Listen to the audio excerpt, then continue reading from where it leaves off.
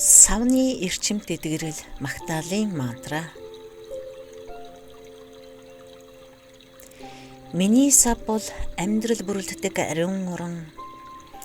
Миний сав бол шинэ хүн мэдлэх их булаг.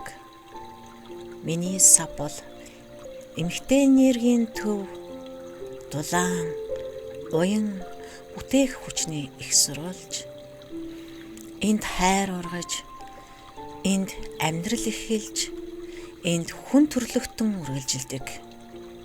Би савнда гүнээ талархаж байна. Сав минь уужирч, тайвширч, зөөлөн, уян, чөлөөтэй болж байна.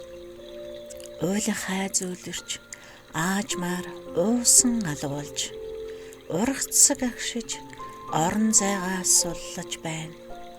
Зузаарл, хатуурл, таагүй мэдрэмжүүд уусан алга болж, тунгалаг, цэвэр, эрүүл байдалд шилжиж байна.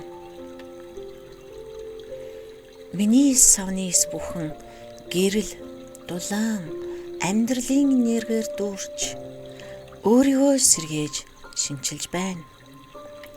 Өвдөлтийн мэдрэмж намдаж, тайтгарал, зөөлөн дулаан мэдрэмж миний дотор гүн сууж байна. Цусны урсгал жигдэрч, амьдралын химнэл тэнцвэржин, сав минь байгалийн жамаараа эрүүлжиж байна. Миний сав бол ариун. Миний сав бол хүчирхэг. Миний сав бол бүтээх шидтэй. Би өөрийн эмхтэй чанарыг хүндэтгэж, би өөрийн савыг хайрлан хамгаалж байна. Өдөр бүр амьсгал бүрээр эдгэрэл гүнзгийрч, энерги минь тэлж байна.